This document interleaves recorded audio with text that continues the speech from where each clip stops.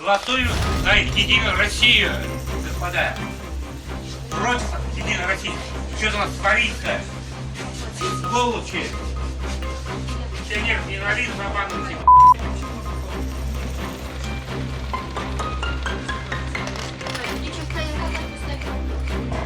У нас девочки только что только что сотрудники сняли деньги. Вот только что.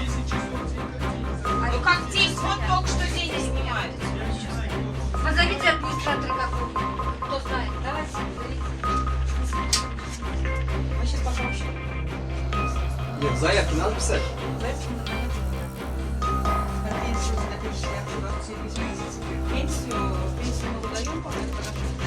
Ситуация напряженная, но будем надеяться, что будет выправлено в ближайшее время. Ну, Зарплату платить, не надо. все надо, все Все надо. надо, да? Мы тоже надеемся, что отцы республики не дадут пропасть нашим честно заработанным средствам. А средства большие у вас? Ну, не такие уж У меня большие. около 900 тысяч. 900, почти миллион, да? Еще мне перечислили 250 гривен, тоже нет, они на курсчете лежат. Муж зарплату вообще-то получает от МВД.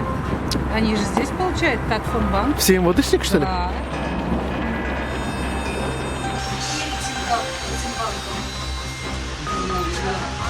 Центробанком.